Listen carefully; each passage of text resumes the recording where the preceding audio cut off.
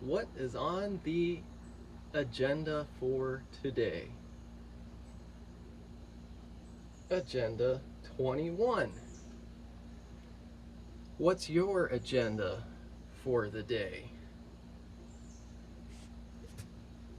There's always an agenda, is there not? There always seems to be an agenda. But if you look up the definition of agenda, which I did, one of the definitions of the word agenda is underlying intentions. Underlying intentions. So when you think of the word agenda, you think of something that it's all pre-planned, and a person may approach you and they start almost have a sales pitch, but they try to act like everything's normal and that they didn't pre-plan this out or anything. However, they did. That's what you usually think of with an agenda. And so, yes, that's what we're going to be doing. And we're going to be exposing this Agenda 21 that, as you see the logo there, that map of the United Nations, that's the United Nations logo. It's more or less the same as what you see here on my shirt, the Gleason's map, 1897 map. It's just a version of that. And so Glenn Beck, I don't know a lot about. I think he's kind of been seen as a more controversial talk show host. And I believe he's Mormon. I believe he is Mormon. Don't know a lot about him. But I got these two books that, as you can see, this one's got an amusement park that's all kind of broken down, and everything's getting run down and left to fall to pieces. That's the second book, 2015, and then this book is the first one, 2012. That's what we're going to just read some portions from on this live stream. And this is deviating a little bit from my normal content, but the Father has led me to expose this. So what I need to do, and what I need for you to do, is share this out. I need people to share this out, this video, as much as possible. Get people to be aware of this, because we're going to get into the nitty-gritty of what this agenda is and what the United Nations is trying to accomplish, or actually has been accomplished to some degree in the year 2021. Agenda 21 for the year 2021. So yes, so just shout out to everybody in YouTube land, and I'm streaming to YouTube, Trevor Mishler. You can look me up, Facebook, Trevor Mishler. Just type in my name. Twitter, Trevor Mishler, TREVOR Mishler. I'm streaming to those platforms. I'm also streaming to Twitch, Teamish10565, DLive, Teamish10565, and I'm not streaming to BitChute, but I'm on BitChute. I do some more of the controversial videos that get deleted off of certain platforms. But you can find me at BitChute Teamish10565. You can find me at Instagram Teamish10565. I am on TikTok Teamish10565. And I'm also on Odyssey, Teamish10565. And if at the end of the stream or the video you feel that this is something you could support me on, I can receive donations to Cash App, Venmo, Zelly, and PayPal, and all of those. My tag name is Circuit Rider Repairs, CircuitRiderRepairs. So there we go. We got the share it out done, and we're streaming. So let's go ahead and say hello in the chat, and then we'll get right into this. Wendy, Ryan, Jeremy I saw came on. So Amanda came on. So we're going to be getting into this, and we know what happened in 2019. CV1919, which I know people will probably say, well, it doesn't have anything to do with 2019. And they'll say Agenda 21, it doesn't have anything to do with 2021. But what happened? We see they implemented this agenda. They achieved a lot of what they were striving to achieve with the pandemic. We'll call it the pandemic, and how this was an agenda that was sold as though it was something that you kind of sense there's some kind of agenda there, but it seems so real time, it just couldn't have been a planned event. And if we follow the breadcrumb trail, we'll figure it out. So normally I don't get into these deeper things. I approach most of what I do from a spiritual, prophetic context, but this in particular is one that the Father has led me to point to it, expose it, help people understand how the United Nations implemented this, regardless of how much it was opposed by some of the states in the United States. They tried to oppose it, yet there just was no stopping it. So, but I had heard about Agenda 21. I had at least heard about it, and I went out to California protesting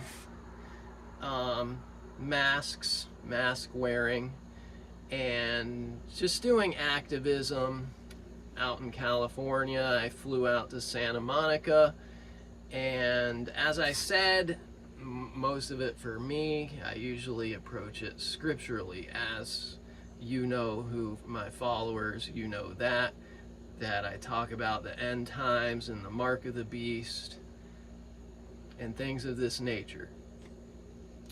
But this is going to be a little bit more of reality, and how an elite group of people, they meet and they try to come up with a plan of how they're going to control the whole realm that we live in. And if you don't know about the United Nations logo, first of all, and what that is about. That's you're not going to be able to follow the breadcrumbs properly. But so when I went to California, I'll go ahead and flip the screen here and video. This was my first run-in where the Heavenly Father just showed me there's something going on here. And this was in 2021 in the springtime, and I had just parked my vehicle in San Francisco. This is San Francisco. I worked really hard to find a parking spot, and I finally found a parking spot and took a couple videos actually. We have arrived in San Francisco, and I just parked here, and I just parked right here, and then I saw this, and maybe we need to do a Google search on Agenda 21. So that was my first run-in. Man, I drove all over looking for a parking spot in San Francisco to do activism. It was really, really dark there. I couldn't even buy a coffee. They wouldn't let me buy coffee in Santa Monica. So this is yesterday and today, what happened. So I'm here at the clubhouse where I camp, where I stay. I was getting some coffee actually yesterday and today, and I just was looking at our little book section here, very small, and this is about how it was set up, and I just spotted Agenda 21 yesterday, and I moved that, and then I saw there the flat earth map, and this, I started looking at this yesterday, reading a little bit, and then I came today and just thought I'd take another look, and here I saw this just like this again, Agenda 21. So someone has planted a seed here, and this is apparently a second book of the sequel, which I want to go over in further detail. So I'm here at the clubhouse where I camp, where I stay. Oops. I was getting some coffee, actually. Pause that. So that's what happened, and those were my run-ins with this Agenda 21. So let's get into it. So I hijacked the books and brought the books back to my camper because I could tell the Father was leading me to expose this and just give people more information about what's been implemented upon the whole world since 2021 about Agenda 21. So the first book, 2012, it's dated to, and these are thrillers, which at first I thought, oh, thriller, nah, it's fiction.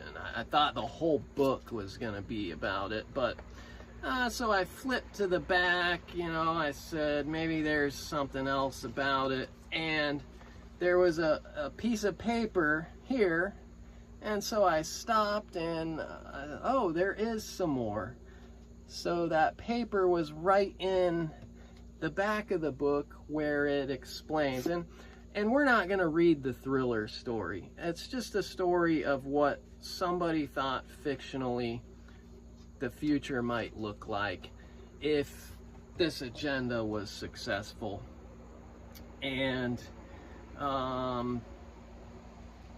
not even going to read that. Well, I guess I can read it. Just a little taste of the book. I was just a baby when we were relocated, and I don't remember much.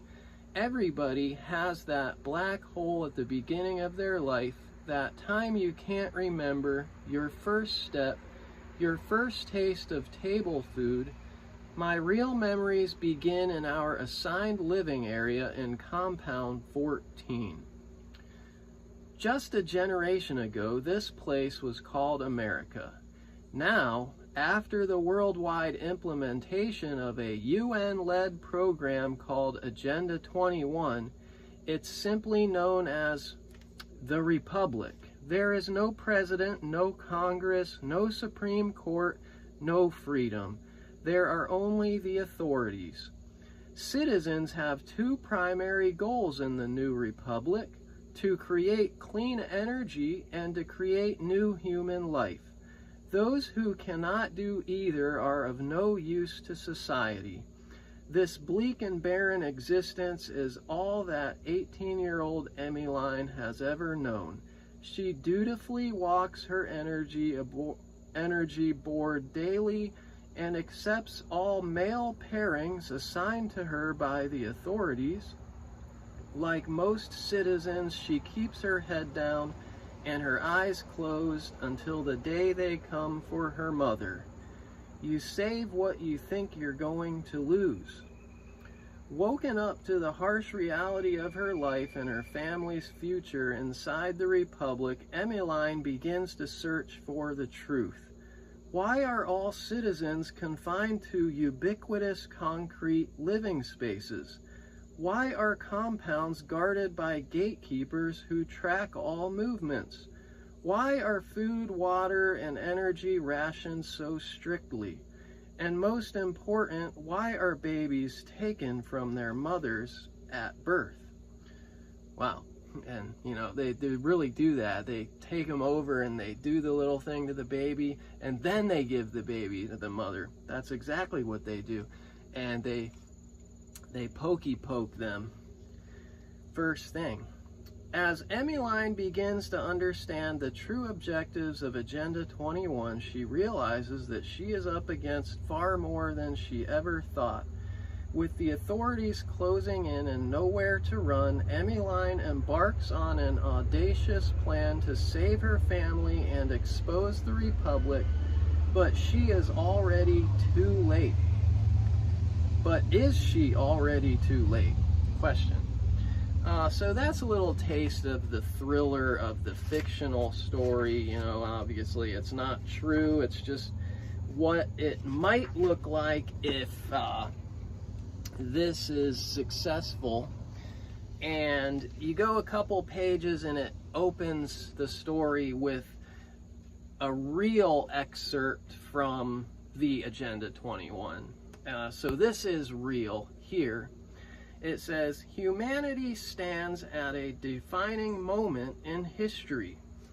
We are confronted with a perpetuation of disparities between and within nations, a worsening of poverty, hunger, ill health, and illiteracy, and the continuing deterioration of the ecosystems on which we depend for our well-being.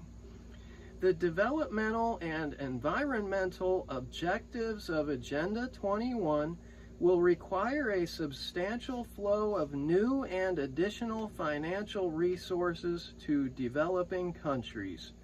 Financial resources are also required for strengthening the capacity of international institutions for the implementation of Agenda 21. This process marks the beginning of a new global partnership for sustainable development. So that's actually directly from the Agenda 21. It says the preamble of Agenda 21, United Nations Conference in Rio de Janeiro in June of 1992. So that's one to burn that into your brain. Rio de Janeiro, UN conference of June 1992. Just a control system as we can follow these breadcrumbs.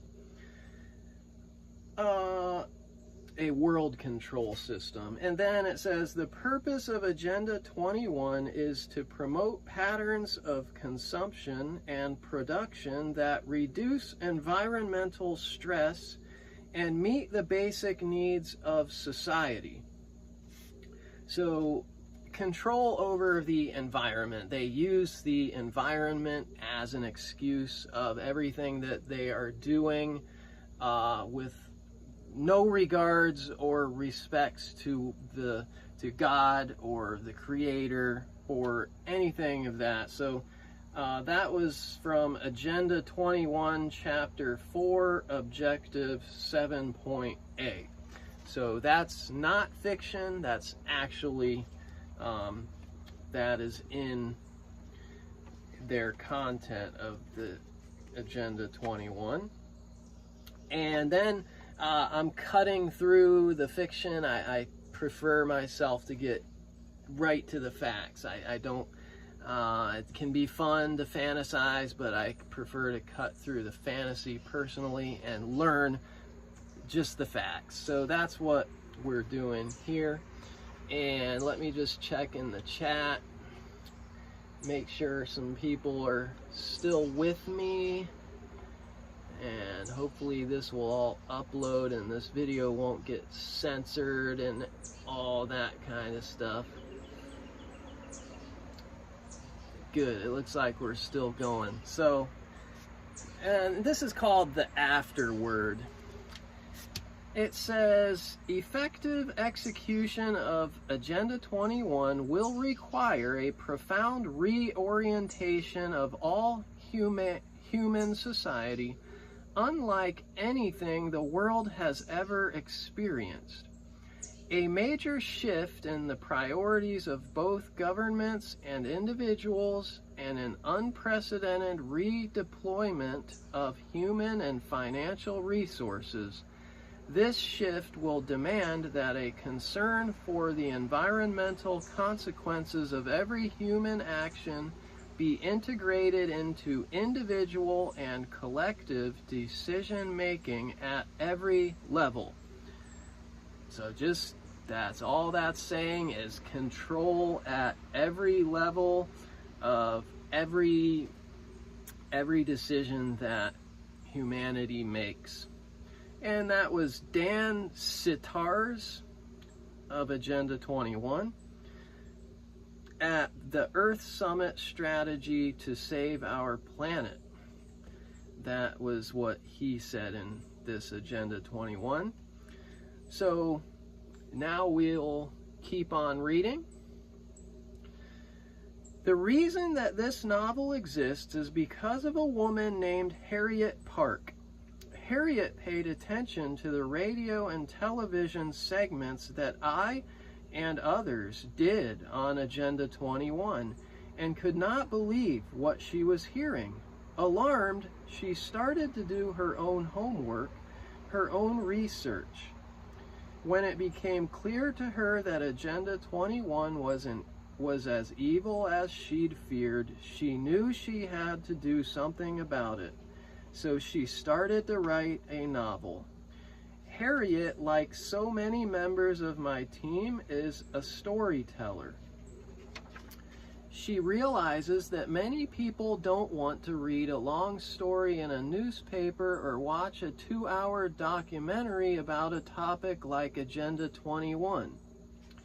Funnily, that's I'd rather do that than read a fantasaical story, but they might read a novel. And if they do, then maybe they'll read this, the afterword, and learn a whole bunch of new facts. And if they do that, then maybe they'll make the same decision as Harriet and help spread the word. Help spread the word. That's what we're doing. Share this. And for anyone coming on, this is what we're reading. If your eyes are now open to the reality of Agenda 21, then I ask that you please pass this story on to a friend, maybe even someone who would otherwise never read about some obscure UN program. Don't tell them about this afterward. Don't even tell them that Agenda 21 is a real initiative. Let them go through the discovery process themselves. In other words, lead them to water, but don't force them to drink. If you help activate your friends, family, and neighbors, then I have complete confidence that they will not only educate themselves, but they will in turn activate others. Once that happens, we will have a force that is far stronger than any international bureaucracy. And now the section, this says, the basics. Now, let me state the obvious. This novel is fiction, but let me also state the controversial. It may not stay that way. In fact, if the United Nations, in partnership with radical environmental activists and naive local governments, get their way, then the themes explored in this novel may start to look very familiar very quickly. Before all of the accusations begin about me promoting some kind of conspiracy theory, let me be clear. This novel plays out the ideas and concepts contained in the real Agenda 21 to their extreme ends. I do not really believe, for example, that people will be reciting pledges in honor of squirrels anytime soon. But when animals and nature are valued more highly than human life, all kinds of absurd things begin to enter the realm of possibility. Like most plans with evil, world-changing intentions, Agenda 21 doesn't exactly advertise itself that way. Those who are behind it know that they would never get the support they need if they simply stated their true objectives. So instead, they couch their ideas in all kinds of flowery language that makes it sound as though their only goal is to leave a better, healthier planet to our children, and who doesn't want that? So, of course, we have to follow the breadcrumbs trail to see how the pandemic is directly connected to this 2021. They implemented it in the very year. Now, you won't read that directly. You have to follow the little breadcrumbs. So, once you cut through all the propaganda, you're left with 9 basic principles that Agenda 21 intends to pursue. Number 1, move citizens off private land and into high-density urban housing. So, for me personally, I remember this happening where I sold my house back in Greenville, South Carolina, and they were just throwing up apartment complexes, really beautiful, really nice. It's something attractive, but I could not believe, and even still I go back, and more apartments built in downtown Greenville. Wow. So this is happening. It doesn't matter, you think you're aware of it, they think that they're not accepting it, but they are. Create vast wilderness spaces inhabited by large carnivores. And number 3, reduce traffic congestion and slash fuel use by eliminating cars and creating walkable cities. So, of course, the fuel consumption, we see the inflation with fuel prices going way up. We can see that this is what this is connected directly to, of course. Number 4, support chosen private businesses with public funds to be used for sustainable development. Number 5, make policy decisions that favor the greater good over individuals. Wow, did we not see that with what the pharmaceutical industry and the FDA and these, you know, Pfizer, Moderna? I mean, they knew that their pharmaceuticals had side effects, but they just simply thought that they were going for the greater good. So that, again, we see this. Exactly. Number 6, drastically reduce the use of power, water, and anything that creates carbon pollution. It's all in the name of a good thing, you know, preserving energy. 7 is use bureaucracies to make sweeping decisions outside of democratic processes. Number 8, increase taxes, fees, and regulations. Well, that goes back to their whole how are we going to fund this global effort? We'll just increase taxes and fees.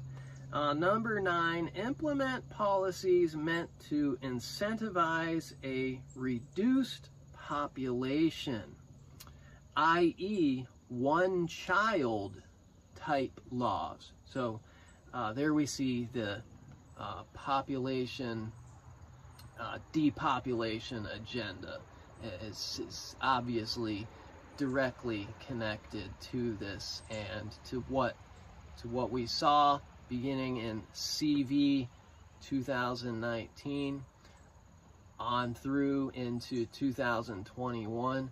One of the main things of this pandemic agenda is we see the population reduction agenda.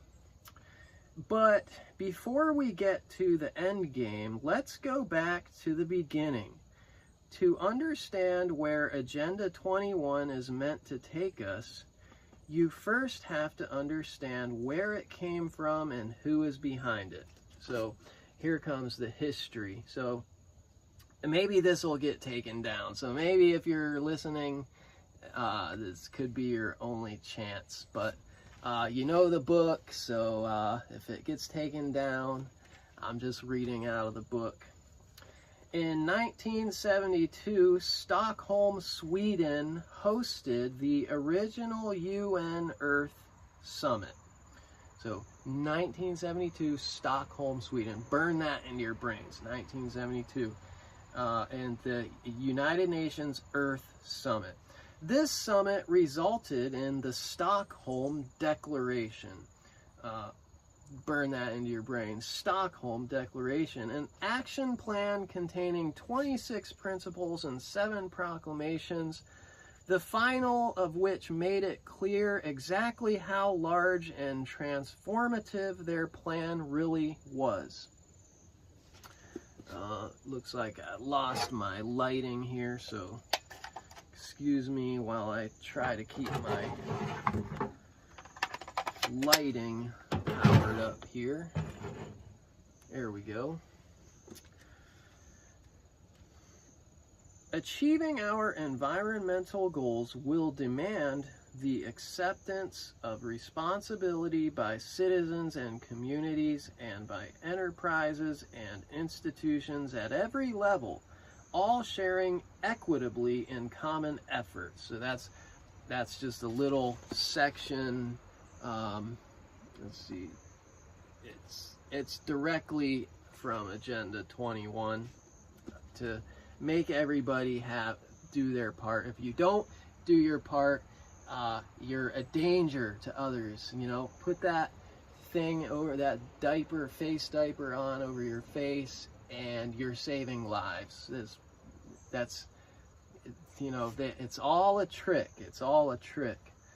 Words like equitably should always ring alarm bells, even when the underlying idea, protecting the environment, is hard to argue with. Remember, when we're talking about the world, a country like the United States is in the top 1%. equitable means something very different to developing countries than it does to Americans. Whereas we might believe that increasing our gas mileage,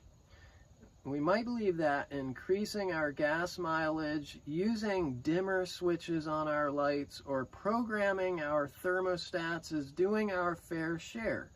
The rest of the world strongly disagrees. They don't want our conservation, they want our money, our technology, our land, and our natural resources. To be completely fair, I've read the full Stockholm Declaration and it's fairly benign. Sure, it's filled with a lot of socialist nonsense, but given the summits and declarations that would soon follow, Stockholm turned out to be the least of our worries. But of course, progressives think long term. They understand that major change can come in small increments. To them, Stockholm wasn't a failure at all. It was just a starting point. The following year, the United Nations Environment Program, UNEP, and remember, 1972, this goes way, way back, so met for the first time and developed a lengthy document that advanced the findings of the Stockholm Declaration. Most notable about this meeting was that it was led by Maurice Strong, UNEP's executive director. Strong, a multi-billionaire who has taken up environmentalism as a cause, once warned, frankly, we may get to the point where the quote, frankly, we may get to the point where the only way of saving the world will be for industrial civilization to collapse. Oh, how convenient to shut down the world. They want it to collapse. And it's always these multi-billionaire elite people getting together to try and pull the strings to control the world. That's why we have to be so against this and expose it. Maurice Strong surfaces many times along the road to Agenda 21, but that quote is really the key to understanding everything that Agenda 21 and its affiliated plans are all about. In fact, if more environmentalists admitted, as Strong did, that the only way to achieve their goals would be for the industrialized world to collapse, we might finally be able to have an honest debate. In 1976, the United Nations Conference on Human Settlements met in Vancouver and determined that humans were simply producing too many children. World population growth trends, and that's in quotations, world population growth trends, they wrote, indicate that the numbers of mankind in the next 25 years would double. The fact that they were incredibly wrong, world population actually increased 48% over the next 25 years, is really beside the point. So instead of doubling, it only halved, 48%. Those projections were never about accuracy, they were about fear-mongering. If people believed that they were destroying the earth because they were having too many children, then they might be willing to do something drastic about it. And who's to say that in that time that they didn't slow population growth down by that much, because as we see, that the vaccine program just really goes way back. There's a lot of good reason just to not support any of these vaccines. And that's my personal opinion. That's not his opinion, but The Vancouver Declaration, released at this conference, focused on what has become a familiar theme to environmentalists: justice and equity. So burn that into your brain. Vancouver Declaration.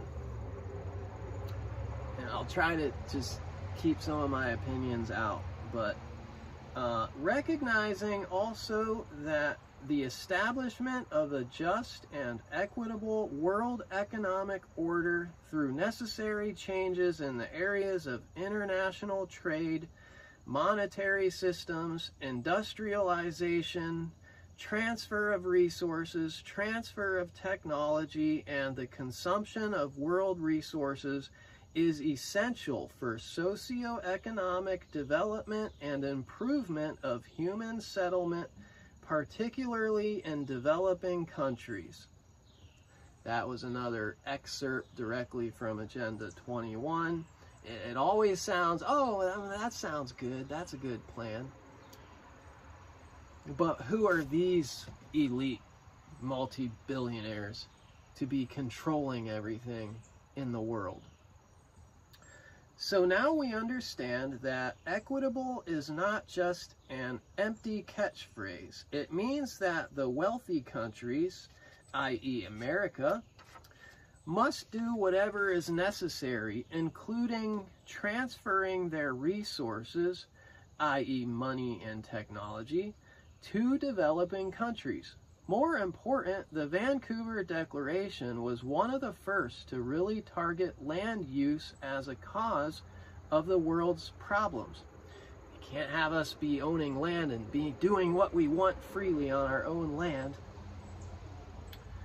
In fact, a close reading of the following excerpt makes it clear that this was more of a declaration of war on capitalism than it was a declaration about human settlements. Now here's another excerpt from the agenda, the Vancouver Declaration. Land cannot be treated as an ordinary asset, controlled by individuals and subject to pressures and inefficiencies of the market. Private land ownership is also a principal instrument of accumulation and concentration of wealth, and therefore contributes to social injustice. Social injustice. So it's not fair for people to make money and own big chunks of land. Inefficiencies of the market, concentration of wealth, social injustice.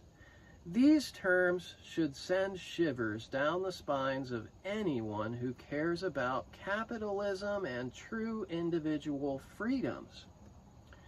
Unfortunately, these anti-free market, anti-American views of the world continued to grow and fester over the years after Vancouver. There were more meetings, more summits, more declarations and action plans and pronouncements, but all of it was really just a preview of the main event. The 1992 Earth Summit in Rio de Janeiro, the very place where Agenda 21 was first unveiled. So, 1992, Agenda 21, about the year 2021, and that won't be admitted, but you can just see, you can look at it and see.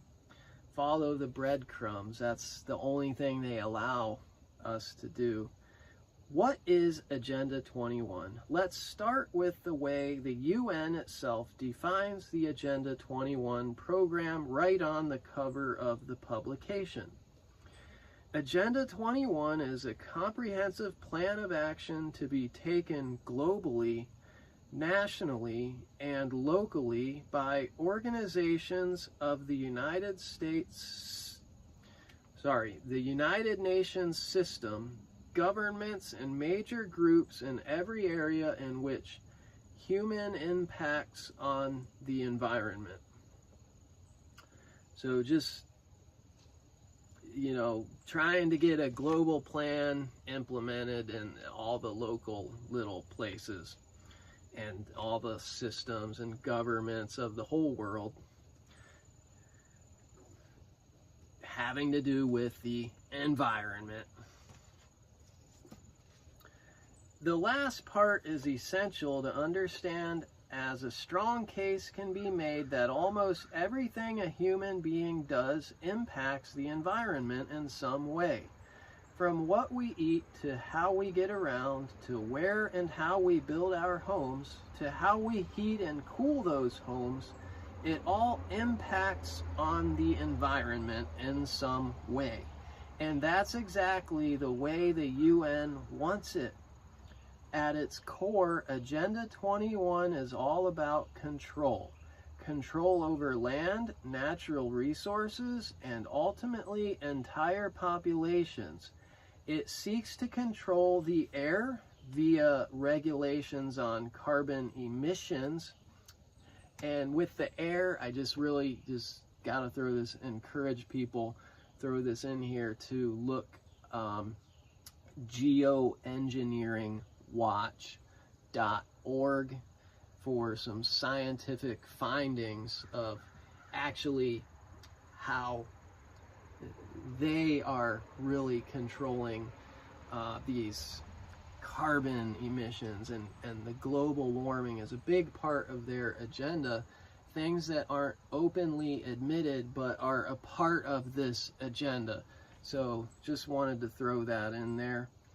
The upper stratospheric aerosol injections that we see trails across the sky sprayed is what that's about. So over the air, the ground via regulations on sustainable development, and sea via environmental regulations. In that way, Agenda 21 is a lot like a war plan. As all good generals know, once you take control of the skies and seas, the ground war can begin, and there is very little that the enemy can do to stop you.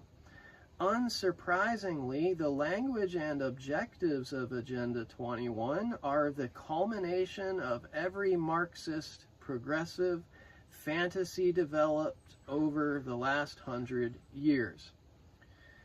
From education to transportation to food and water, there is literally no area of life that Agenda 21 does not attempt to regulate and control in some way. Agenda 21 also does not try to hide the fact that achieving its goals will require major sacrifice. In fact, all of that talk about equality from previous meetings gave way to a very stark assessment that was included right in the Agenda 21 preamble. Always, good sounding terms like equality.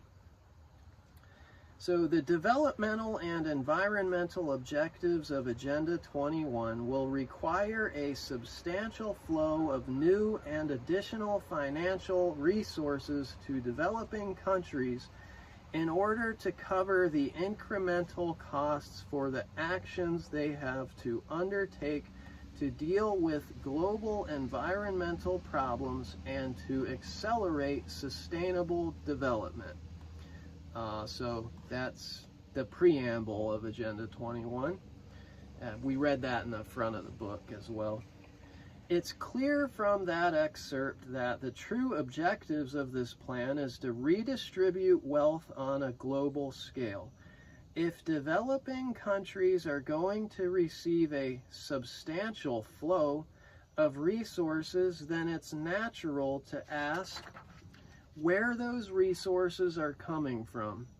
The answer, of course, is that the money will come from the developed world, America, Canada, Western Europe, Australia, etc. And while those behind the scheme claim that these resources will help bring the third world up to the first, the reality is that it is designed to work the other way around. So, applying Agenda 21. Agenda 21 is extraordinarily wide-ranging and complex, and therefore should be read in its entirety to fully understand how it attempts to reach into nearly every part of life. However, there are a couple of key areas worth pointing out here because they specifically relate to our story. Land use. Yes, hello to everyone on the chat, and just let me know if the chat and everything, if it's still working. Give me a comment there.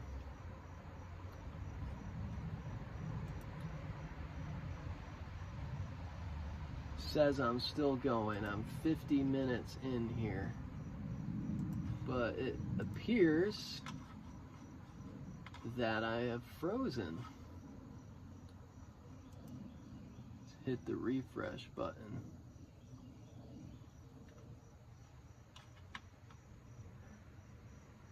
And so here we get to land use.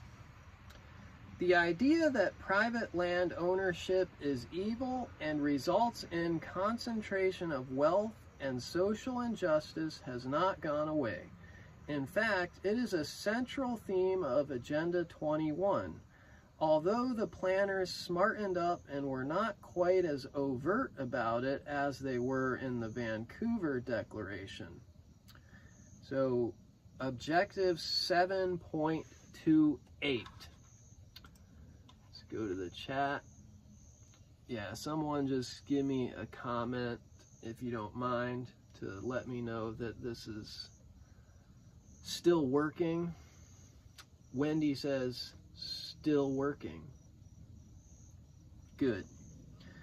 The objective is to provide for the land requirements of human settlement development through environmentally sound physical planning and land use so as, good, we're still going, so as to ensure access to land to all households and, where appropriate, the encouragement of communally and collectively owned and managed land.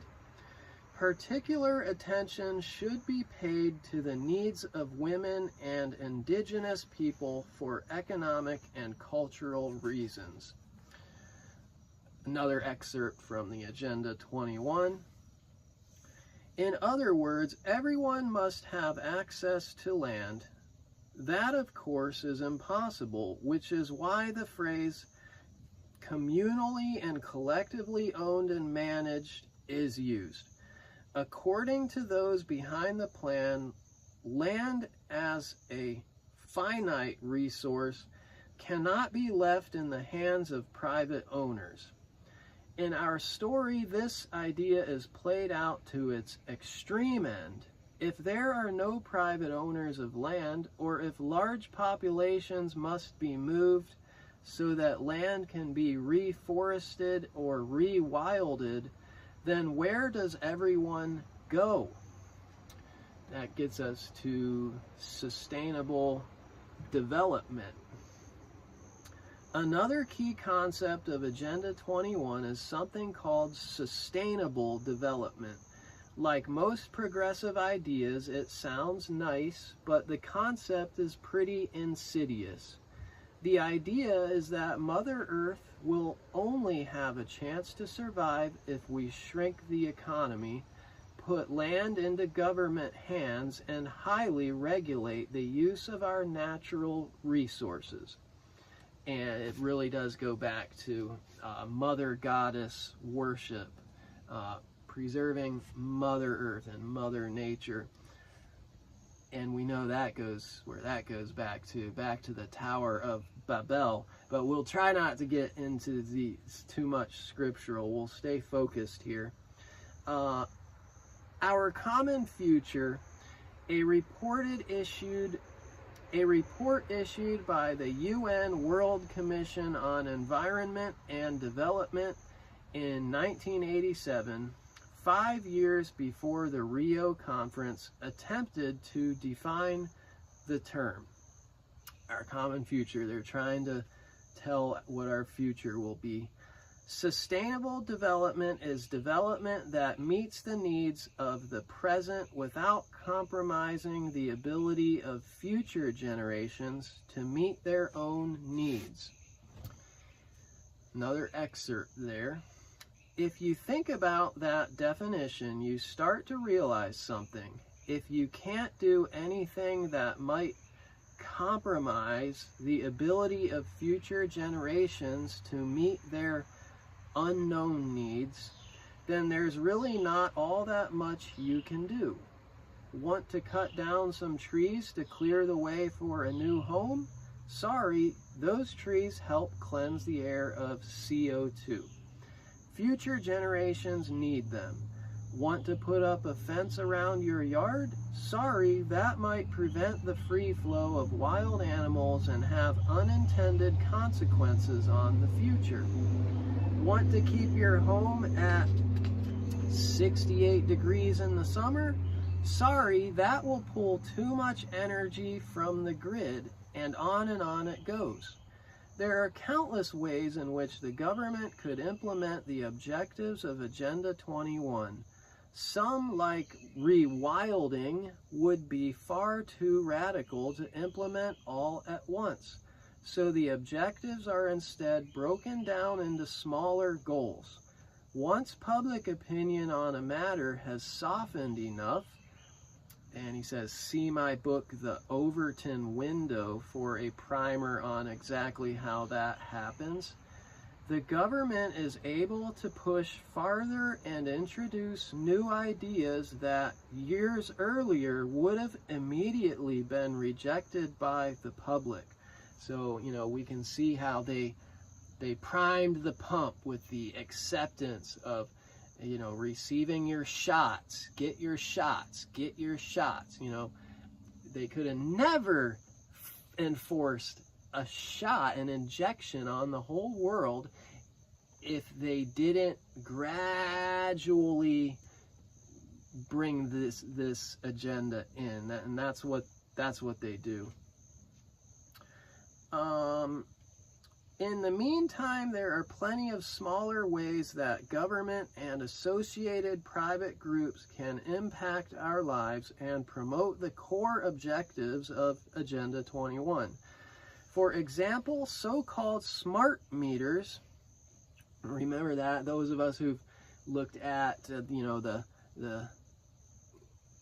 generation, fifth, generation, technology, what the smart meters are all about. Smart meters are being installed at an increasing rate in homes around the country. These meters give the government, and in some cases non-elected bureaucrats, the power to monitor individual home energy usage. If the grid is under duress, then officials can change a home's temperature or shut off their air conditioning altogether. It's all for the greater good. So they were installing these on our homes without consent, for most people's consent. That I remember them just close to when I sold my home. They were trying to climb over my fence and everything. I actually had mine was not accessible, my electric meter, but they put a ladder up. They were trying to climb over my fence to update to a smart meter. Regulation is another area where the government can easily begin to promote some of these objectives on a national level. CAFE, fuel economy standards, for example, and that's an acronym, CAFE, CAFE. Fuel economy standards, for example, force automakers to change the way they build cars. Price, features, and sometimes even safety. Cars with better fuel economies are often lighter and don't hold up as well in major accidents. are all sacrificed in order to meet a standard that may or may not have a meaningful impact on anything. Ford Motor Company, for example, is switching from steel to aluminum next year in its F-150 trucks, despite knowing that lives will likely be sacrificed to fuel economy standards. So the greater good, again, the precautionary approach. This principle can essentially be defined as guilty until proven innocent. More specifically, it means that in a situation where something might cause harm to a person or to the environment, the burden of proof is on the person contemplating the action. This approach is referenced in Agenda 21, Chapter 22.5c. In regard to the storage or disposal of radioactive waste near the marine environment. And here's the reference: making in the process of consideration appropriate use of the concept of the precautionary approach. That was it. That was the reference. Why is this a big deal? Because it turns our entire legal system on its head in favor of an international standard. Think about it like this. If you dump a cup of coffee into the ocean and our government were to prosecute you, they would have to prove using scientific evidence that you had willfully damaged the environment. However, using the precautionary approach, it would be up to you to prove that no damage was possible. By turning the entire system around, all kinds of prosecutions that may have been too expensive or complex to consider now become possible. Companies and possible individuals around the world would be forced to spend time and money defending any action that some national or international regulator took issue with. It's a profound change that would have far-reaching impacts on nearly every area of life, not the least of which being that all of the expenses related to these prosecutions would have to be passed along to consumers. And for more on understanding that, how the legal system might work, look into the United Nations trying to enforce the 7 Noahide laws, and not to ignore what was also written on the Georgia Guidestones of legal systems, that how they would actually be able to enforce these types of ridiculous things, like maybe dump a cup of coffee in the ocean. All politics are local. They really are trying to get a legal system to enforce these environmental things on the world. One of the things that really differentiates Agenda 21 from other major environmental programs is its heavy reliance on local governments. One of the primary groups facilitating this effort is the International Council of Local Environmental Initiatives. So ICLEI. Burn that into your brain, the ICLEI. The International Council of Local Environmental Initiatives. Headquartered in Bonn, Germany, ICLEI offers training and support to municipalities that want to enact Agenda 21's programs. This large but relatively unknown network has managed to raise private funds. In parentheses here, George Soros's Open Society Institute gave ICLEI a $2.1 million grant in 1997. and has subsequently embedded itself into cities and counties all across the country. According to the ICLEI USA website, ICLEI USA was launched in 1995 and has grown from a handful of local governments participating in a pilot project to a solid network of more than 600 cities, towns, and counties actively striving to achieve tangible reductions in greenhouse gas emissions and create more sustainable communities. ICLEI USA is the domestic leader on climate protection and adaptation and sustainable development at the local government level.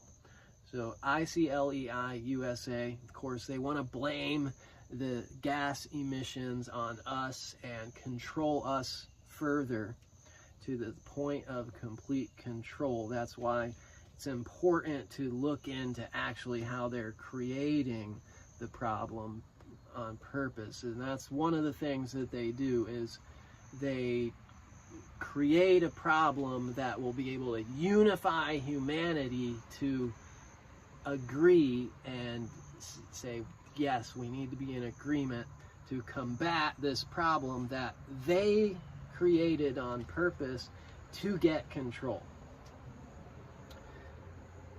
And so, let's see. Austin, Texas is one of the hundreds of local governments that have seemingly been mesmerized by ICLEI propaganda. Prior to a council vote on some Agenda 21 friendly initiatives, John Bush, a member of Texans for Accountable Government, TAG, T-A-G, delivered a succinct presentation on ICLEI and Agenda 21 that attempted to appeal to a traditional Texas value, land ownership. He said, among the stated objectives of Agenda 21 is the rewilding of America under the Wildlands Project. This project would remove human beings from over half of the land in America and deem these areas core wilderness zones. Regardless of where your family farm once was, human beings will not be allowed to set foot in these areas. There would also be highly controlled and monitored buffer zones around these areas where travel would be severely limited. That's against the Bible. Remove not the ancient landmark, but they want to take over land. Bush's short argument against the proposal was immediately followed by a unanimous 7-0 vote adopting the plans, and Austin is far from the only city to have gone down this path. Syracuse, New York is laying out Agenda 21 plans to control local property and make urban sprawl a thing of the past through the Onondaga County Sustainable Development Plan. Much of the language used in this plan, i.e. sustainable development today pays dividends well into the future, seemingly comes directly from Agenda 21. Despite being functionally bankrupt, California refuses to drop plans for an enormously expensive high-speed rail project. This project is the brainchild of a sustainable growth group called America 2050. There's the year in 2050. One contributor to America 2050 is the Surdna Foundation, S-U-R-D-N-A Foundation, a group whose environmental work is grounded in an understanding of the interplay between the environment, the economy, and social equity. California, this is where I visited, so I know this is true. California is also hoping to make detached housing a thing of the past. A recent piece in the Wall Street Journal, California Declares War on Suburbia, explained how the Golden State wants half its population to move into Agenda 21 style high-density urban housing. And here is the excerpt. The Southern California Association of Governments wants to require more than 1/2 of the new housing in Los Angeles County and 5 other Southern California counties to be concentrated in dense so-called transit villages, with much of it an even higher 30 or more units per acre. The campaign against suburbia is the result of laws passed in 2006, the Global Warming Solutions Act, to reduce greenhouse gas emissions, and in 2008, the Sustainable Communities and Climate Protection Act on urban planning. The latter law, as the Los Angeles Times aptly characterized it, was intended to control suburban sprawl, build homes closer to downtown, and reduce commuter driving, thus decreasing climate-changing greenhouse gas emissions. In short, to discourage automobile use. And so that was from, I think that was out of the Wall Street Journal. A similar issue is discussed by Stanley Kurtz in his book Spreading the Wealth: How Obama is Robbing the Suburbs to Pay for the Cities. A couple more pages here in this one. President Obama is not a fan of America's suburbs. Indeed, he intends to abolish them. Obama is a longtime supporter of regionalism. The idea that the suburbs should be folded into the cities, merging schools, housing, transportation, and above all, taxation. To this end, the president has already put programs in place designed to push the country toward a sweeping social transformation in a possible second term. The goal? Income equalization via a massive redistribution of suburban tax money to the cities. So I remember that with all the housing tax credit program. I actually participated in that. The city of Haley, Idaho has set a goal of reducing their carbon emissions by 50% over 2001 levels by the year 2050. Would the mayor of small town Haley, population 7,960, ever have considered slashing his town's economy in half without the guidance and advocacy of the ICLEI? How many other small towns are considering the same kind of drastic actions? Speaking of carbon emissions, Barack Obama has targeted the coal industry with Agenda 21 style regulations. Prior to the 2008 election, he gave an interview to the San Francisco Chronicle detailing his overall approach to coal. So if somebody wants to build a coal-powered plant, they can. It's just that it will bankrupt them because they're going to be charged a huge sum for all that greenhouse gas that's being emitted. Apparently that's from Barack Obama. Go ahead, build a coal-powered plant, and you're going to go bankrupt because we're going to tax you. Phil Kerpen recently wrote a story for FoxNews.com that revealed just how effectively this strategy has been. The U.S. Energy Information Administration reported a shocking drop in power sector coal consumption in the first quarter of 2012. Coal-fired power plants are now generating just 36% of U.S. electricity versus 44.6% just 1 year ago. It's the result of an unprecedented regulatory assault on coal, leaving us all much poorer. Last section, watch your language. Towns and cities across the country are beginning to use the language of Agenda 21, in some cases without even knowing it. The Planning Board of Kingwood, New Jersey, recently recommended the following change to the town's land development ordinance.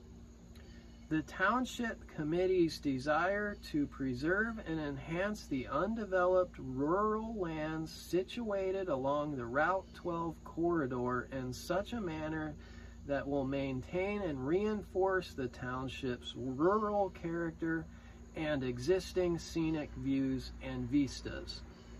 So that was from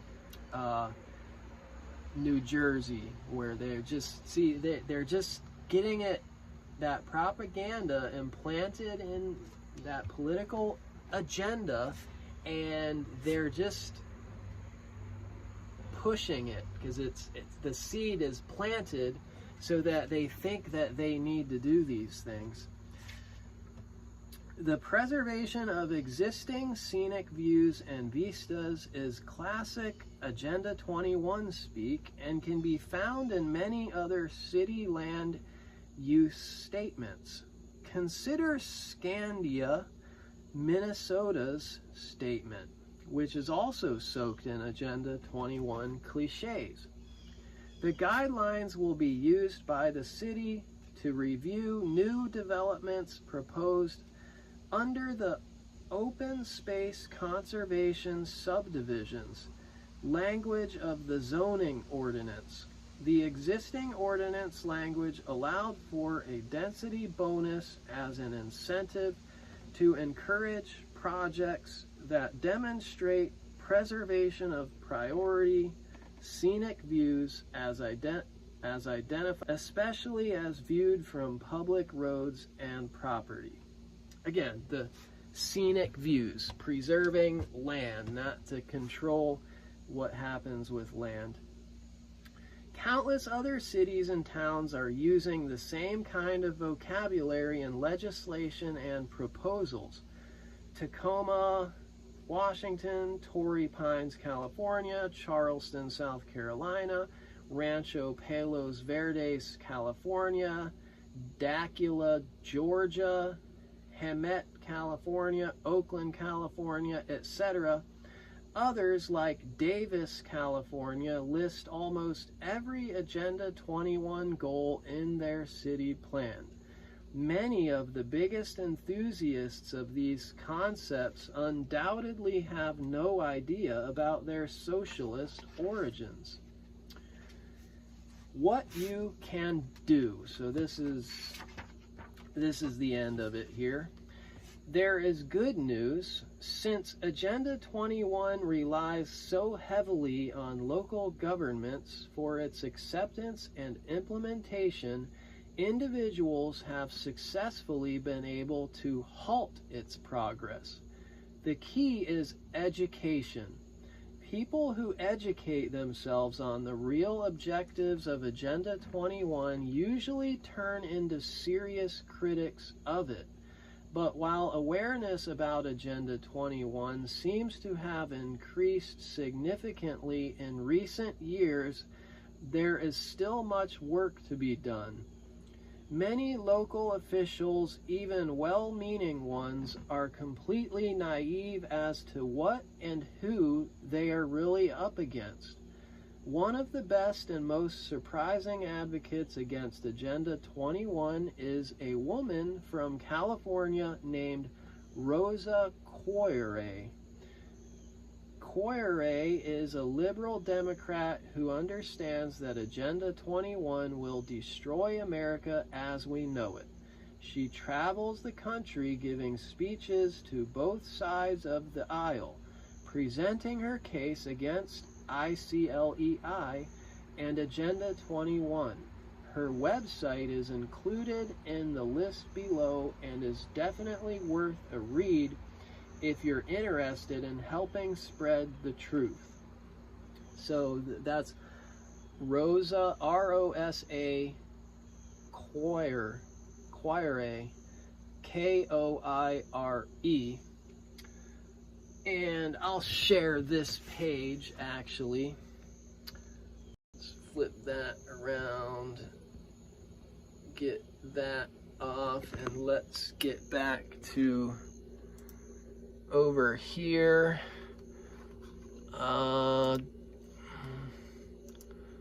Over here, and people can screenshot this page here. This is the resources and some of the things that you can look at.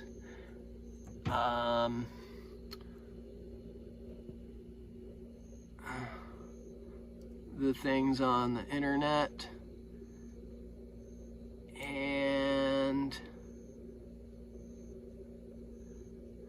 I don't see her.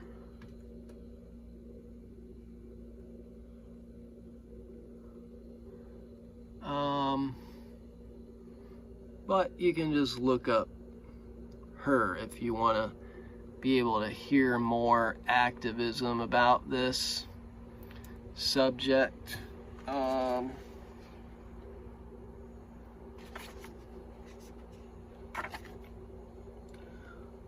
So that pretty much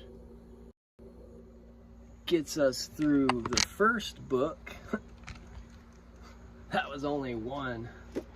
What am I at? An hour 22. So the second book here it is, Into the Shadows,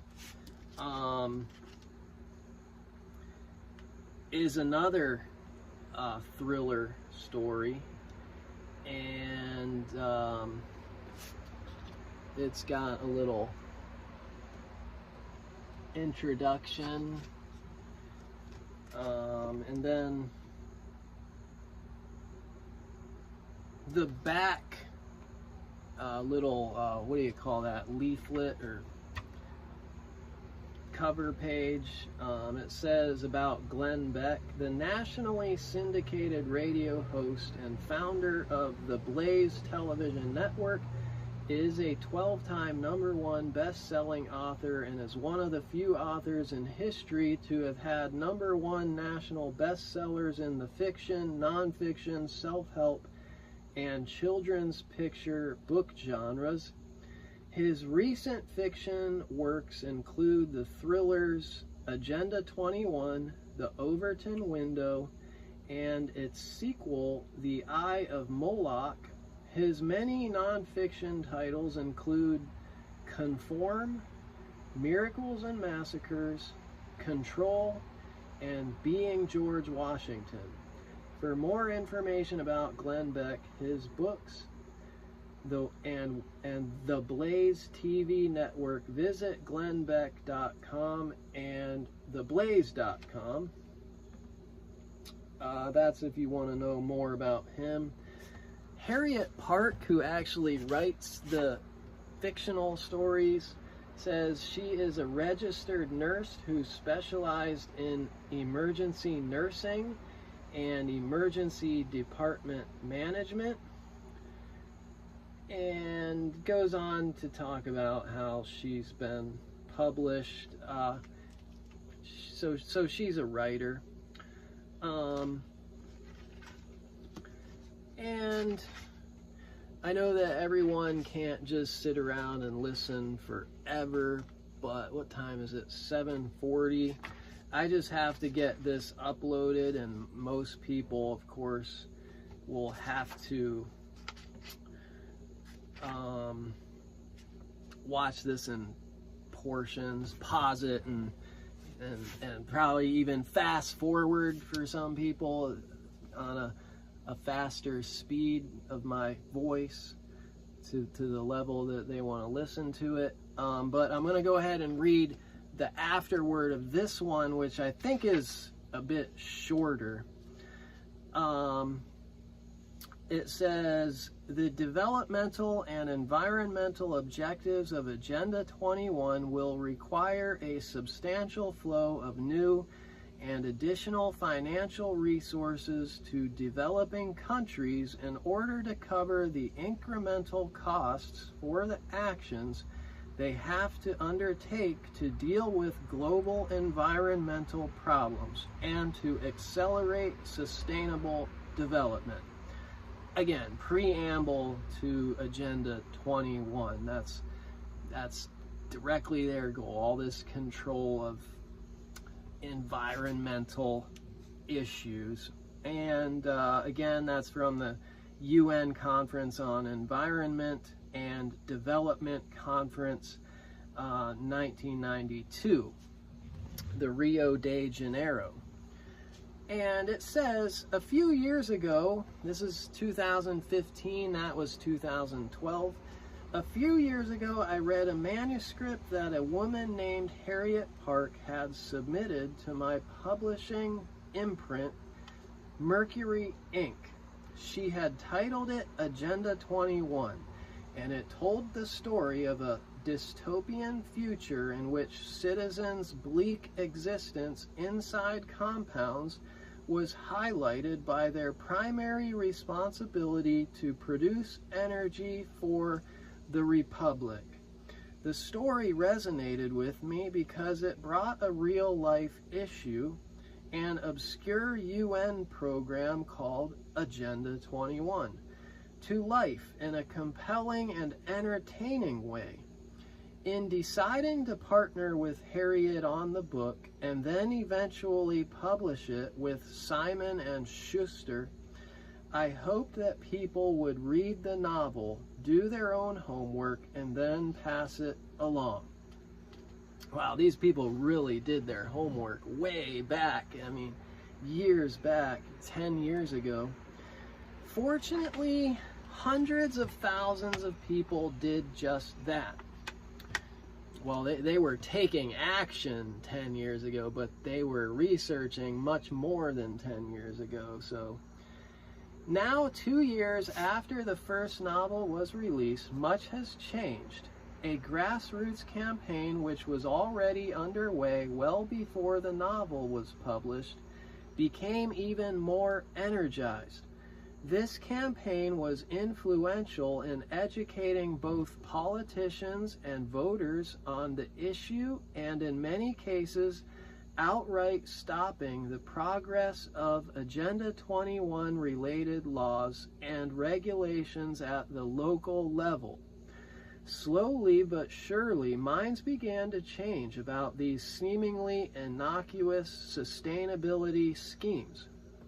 People who had no idea that a UN program could impact their own city laws and regulations realized that everything from land use plans to smart growth programs to energy efficiency efforts like smart meter requirements all fit under this massive Agenda 21 umbrella.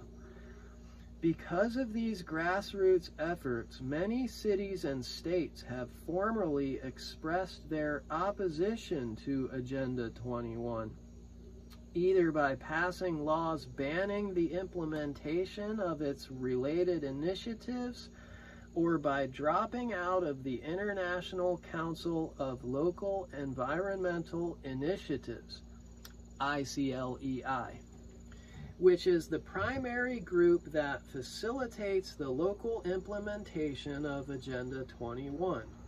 There is still plenty more to be done, but even educating people on the basics has proven to be successful.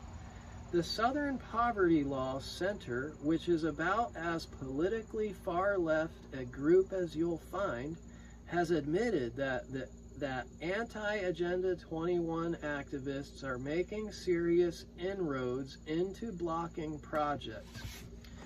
In their report, Agenda of Fear, they wrote, supporters of smart growth and anti-sprawl initiatives should study the Battle of Baldwin County.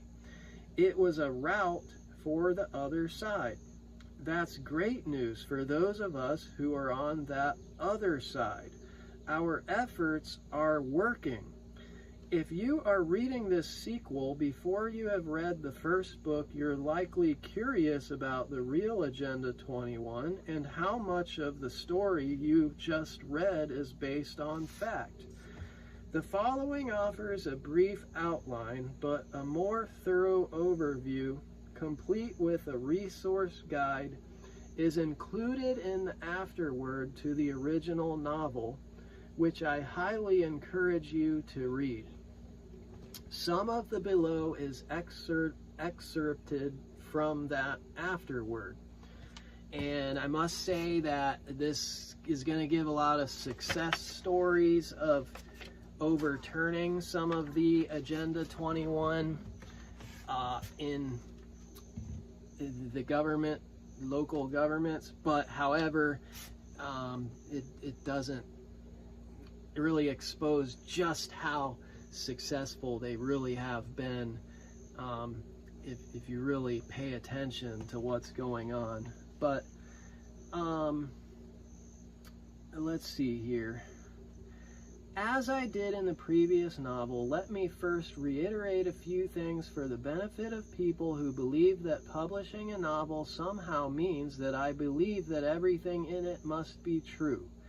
This is obviously a work of fiction. The point of a story like this is not to scare people or to somehow get my real beliefs out there by calling it fiction, but to get people to start thinking critically about the real issues we are dealing with, both at a national level and perhaps more important at a local one.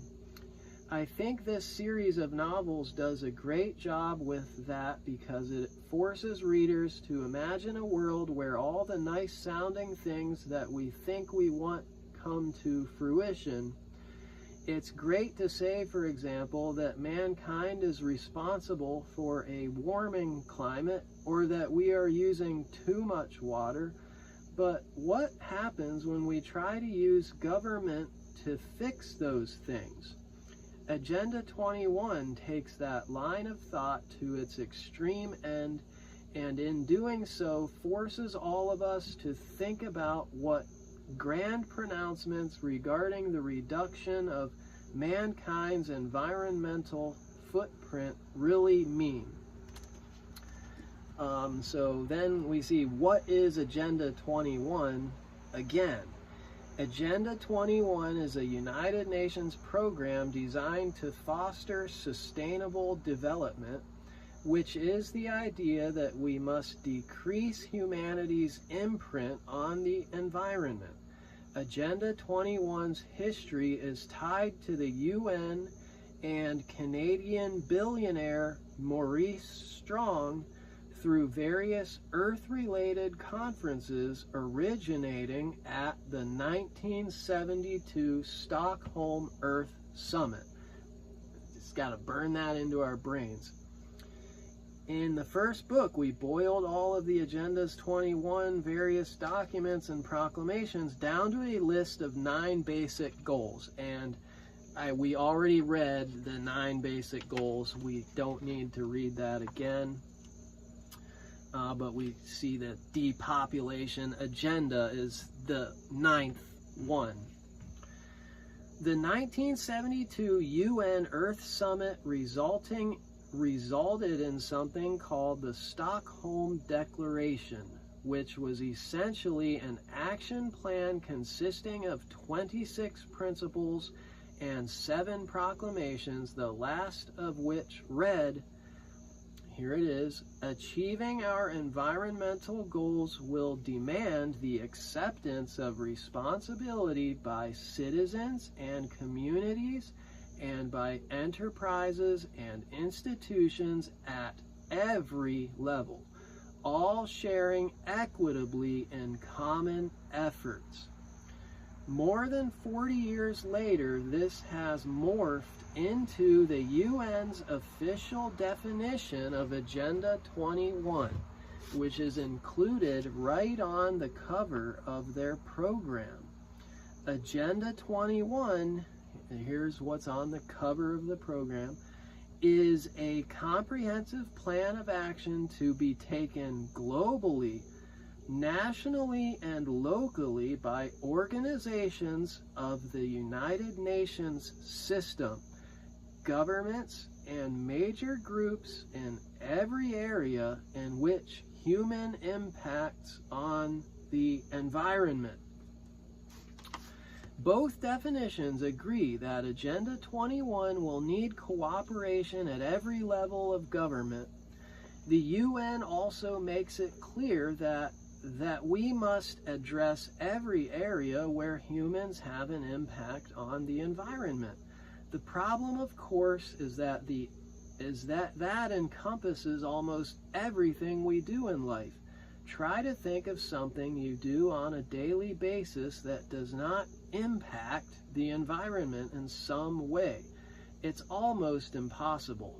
The simple act of turning on a light switch, taking a shower, or driving to get a coffee has an impact, let alone flying in an airplane or using your air conditioner. These definitions of Agenda 21 are ridiculously and intentionally vague because the overall point of all this is for us to eventually cede control over nearly every facet of our lives for the sake of the environment. And here we go to implementation. A lot of this is some of the same, but it's different than the first book. Implementation of Agenda 21 happens via such global independent agencies like ICLEI, the International Council for Local Environmental Initiatives. The US version of this, ICLEI USA, uses various means to implement their programs. According to their website, see icleiusa.org, more than 600 American land use bodies have joined and are given training, tools, and programs. Here is how they describe themselves. The ICLEI USA was launched in 1995 and has grown from a handful of local governments participating in a pilot project to a solid network of more than 600 cities, towns, and counties actively striving to achieve tangible reductions in greenhouse gas emissions and create more sustainable communities. ICLEI USA is the domestic leader on climate protection and adaptation and sustainable development at the local government level. So we already read that, but we read it again. So that's just helping us see who is with the UN, who needs to be exposed, who do we need to pay attention to. Facing criticism, ICLEI has deleted its publicly available list of member cities. You can find a cached version of the list from July 2013 here. And it's, I'll have to show the website at the end. In December 2012, Indiana State Representative Tim Neese introduced a bill to block implementation of UN Agenda 21 policies. The bill HB 1021 stated, and so this is good for the state of Indiana at least. I know one of our listeners is moving to Indiana. An Indiana governmental entity may not adopt or implement certain policy recommendations relating to the United Nations 1992 Agenda 21 Conference on the Environment and Development that deliberately or inadvertently infringe on or restricts private property rights without due process. So they outlawed this stuff about the private property and the land. Alabama has also been a leader in this area. On May 6, 2012, the legislature passed Senate Bill 477 titled Due Process for Property Rights Act. The law was approved unanimously by the House and Senate and later signed by the governor. And there's a website here I'll show. In Missouri, State Rep Lyle Rowland submitted a bill to block Agenda 21 in December 2012, remarking, "What I've heard is they think it's a hidden agenda that being adhered to by some areas. What we're saying is, in this particular bill, that we don't want any of Agenda 21 coming into the state of Missouri." That's what needs to happen there. None of it is allowed. In January 2013, Washington state legislators introduced House Bill 1165, which reads, "Since the UN has accredited and enlisted numerous non-governmental and intergovernmental organizations to assist in the implementation of its policies relative to Agenda 21 around the world, the state of Washington and all political subdivisions may not enter into any agreement, expend any sum of money, or receive funds, contracting services, or giving financial aid to or from the non-governmental and intergovernmental organizations defined in Agenda 21. That was Washington State, that's surprising. Similar bills have been submitted in Virginia, Maine, Oklahoma, and Kentucky, where Senator John Schickel, the bill's sponsor, said, "The people of Kentucky don't want international groups dictating to us what environmental policy should be." Cities and counties are also attempting to stop Agenda 21 by reasoning that parts of it violate local laws. One example is from Oklahoma, where, citing property rights and due process, the Mustang City Council voted down building codes originating in UN Agenda 21 standards. The residents seemed unusually well informed on the subject, undoubtedly the result of activists working to educate people prior to the hearing.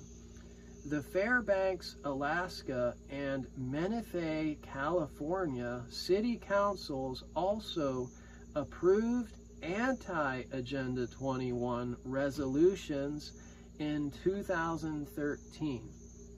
It makes it totally worth when you hear successful activism efforts stopping these things, and that's what we're doing here. So share this video because it's everything anyone needs to know about Agenda 21. Here in one video because I'm going to show all the websites of everything here in a minute.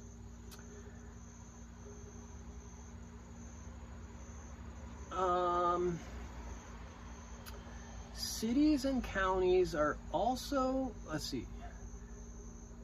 similar bills have been submitted in Virginia, Maine, Oklahoma, and Kentucky, where Senator John Schickel, I already read that, skipping down. In Cobb County, Georgia, a local board decided it would not accept Agenda 21 related strings that were attached to federal grants. Among other things, these grants demanded that the county operate bilingual services for non-English speakers, create community gardens, and ensure pedestrian and bicycle access in and around bus stops. Resident Bill Hudson remarked, "There's nothing that's on the excellence list that is not Agenda 21 in spades. The counties, the cities, the state government, the school boards, they're all just hooked on grant money like crack cocaine." So oops, fix my screen there. So we can't get hooked on this crack cocaine grant money. In February 2014, the St. Lucie, Florida Board of County Commissioners rejected the 750 plan, an Agenda 21 clone that would have served as a kind of master plan for seven different Florida counties. According to an article about the plan's defeat, the mayor had attended a briefing by 750 supporters in which they claimed that only mega regions were important, that the Florida counties that would fall under the partnership would have someone to control them, and that fascism is the best form of government to implement these changes. So wow, so that trying to be 750s, SEVEN number 50. So here's the conclusion. So this one was way shorter. What can we learn from Agenda 21 resistance activities over the last few years? A few important lessons stand out. First, most of those touting sustainability and smart growth plans have no idea as to the source of those concepts. Educating local politicians is not about indoctrinating them to a specific ideology. It's about ensuring that they truly understand the origins and long-term goals of the things they are supporting. The second lesson is that regardless of education, intelligence, or how well the arguments are presented, those who are willing to stand up will be treated as part of the tinfoil hat club. Now that sounds familiar. The very nature of propaganda campaigns is to demonize foes as ignorant fools, and this one is no different. Next, it's clear that resistance is not futile. In fact, it's just the opposite. Real progress has been made by ordinary people who are willing to educate themselves and their neighbors. The nice part about a plan that requires implementation locally to succeed is that it can also be fought locally. This is not about calling your senator or signing a White House petition. It's about attending committee meetings at your town hall or having coffee with your mayor. Finally, remember that in the minds of the UN and other Agenda 21 supporters, this is a battle for nothing less than control over the future of humanity. They will not give up on that easily, and neither should we. So that's the end of it. Thank you so much. We got it done in under 2 hours. So this is a normal stream for me, comparatively speaking to some of the other streams that I do. But this should get us to understand, of course, you know, I don't know where Glenn Beck or Harriet Park are at now with their opinions, but as we can see, this agenda for 2021, they established when they would implement this, and they went in for all the marbles to try to accelerate and accomplish this economic collapse through common enemies. They set up a common enemy to unite the people behind a going green idea, and to be concerned about Mother Nature. And you know, the United Nations building is a replica of the Tower of Babel, where Mother Goddess worship originates. So don't have to get into too much, you know, about the biblical story, because we know, you know, but this just helps us to get an idea about Agenda 21. So I can show the websites, because obviously there's more research to be done for all of us.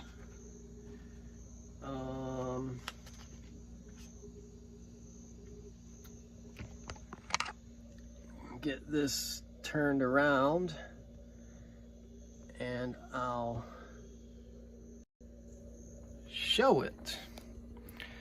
So there's that one, that one, that one, that one. For each of these bills that have been passed, and there's that, and then go back into here in the first book, and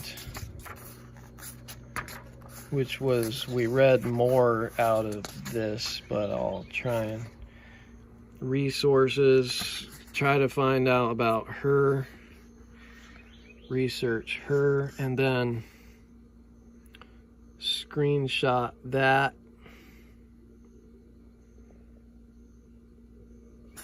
and all of that.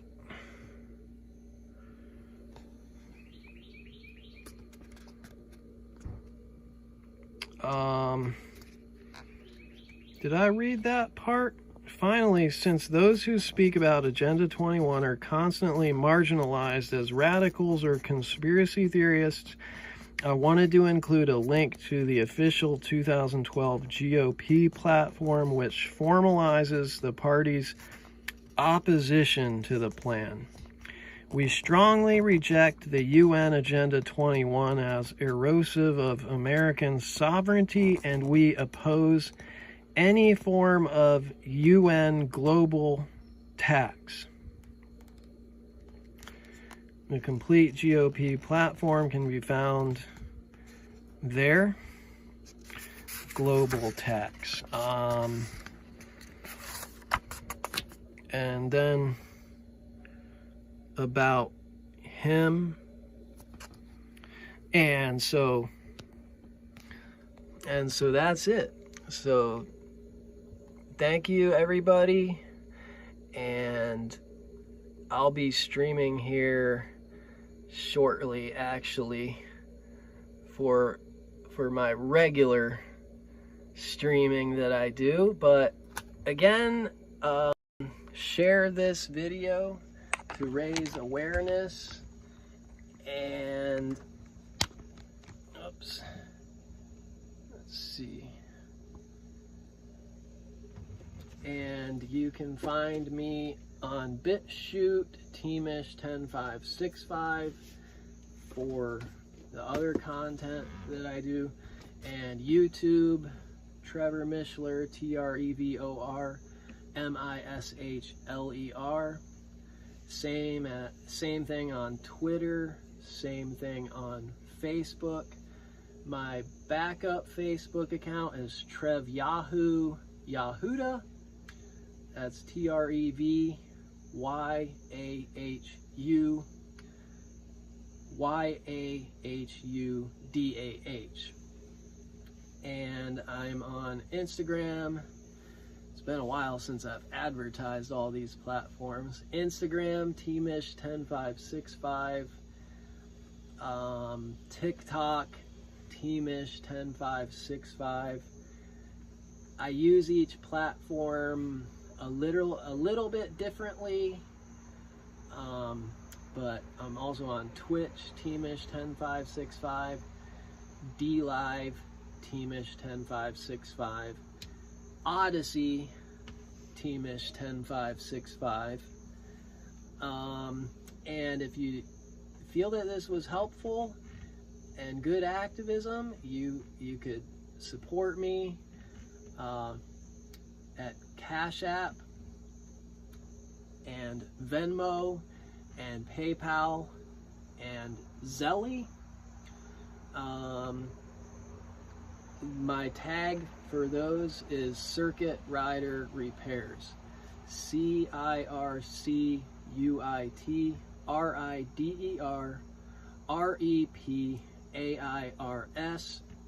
And also you can look at my website for my ministry. Visit feedclothe.com, and that kind of shows another side of the ministry work that I do. Visit feedclothe.com if you think you'd be interested in helping me out with that. Thank you everybody for coming on, and here we are, just under 2 hours. Praise the Heavenly Father, Yahweh Elohim, through His Son, Yahusha, Master Messiah, Yahusha, Jesus Christ, of course, in English. Amen.